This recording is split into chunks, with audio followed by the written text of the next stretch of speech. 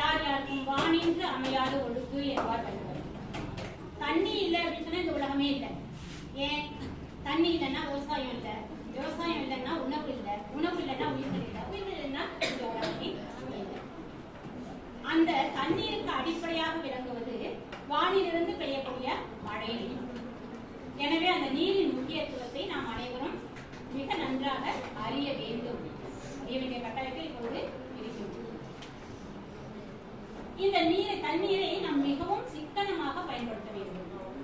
நம்ம என்ன பண்றோம்? போய் கை கழுவுறோம், முகம் கழுவுறோம், தண்ணி குடிக்கிறோம், அப்படி தேவை மூடம் தண்ணி கொட்டிக்கிட்டே இருக்கும். ஒரு சில மாணவர்கள், எல்லாரையும் ஒரு சில மாணவர்கள் அது சரியா மூட மாட்டேங்குது.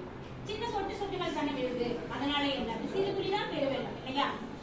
ஆக கொஞ்சம் கொஞ்சமா சொல்லி நம்ம திரும்ப கிளாஸ் வந்துருவோம். திரும்ப நம்ம அதை பயன்படுத்துறதுக்கு போறதுல ஒரு கணிசமான நீரானது வேஸ்டா போயிடும், யாருக்கும் பயன் இல்லாம வீணா போயிடும். இது மட்டும் இல்ல, வீட்டுல என்ன பண்ணுவோம்? டேப் திறப்போம், அப்ப கரண்ட் இருக்காது, இல்லைன்னா மோட்டார் போட்டுக்க மாட்டோம். அப்படியே விட்டு நம்ம அடுத்த வேலைக்கு போயிடுவோம். வீட்டுல அம்மா அப்பா வேலைக்கு போயிடுவாங்க, நம்ம ஸ்கூலுக்கு வந்துடுவோம். அதுக்கப்புறம் கரண்ட் வந்து மோட்டார் போட்டா என்ன ஆகும்? தண்ணி ஓடிக்கிட்டே இருக்கும். நம்ம வீட்டுக்கு போவோம், ஆனா அது மைண்ட்ல இருக்காது.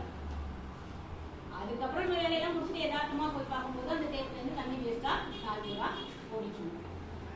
அதனால தண்ணி வரலையா டக்குன்னு டேப்பை ஓடிக்கணும். அடுத்து நம்ம சைக்கிள்ல வருவோம், இல்லை நடந்து வருவோம். வழியில என்ன பண்றோம்? பைப் இருக்கும், குடம் இருக்கும், ரொம்பி வழி, ஆனா ஆள் இருக்காது. குடம் பாட்டுக்கு ரொம்பி வழிஞ்சுக்கிட்டே இருக்கும். இதை யார் வச்சது? அந்த ஆராய்ச்சியில நமக்கு தேவை.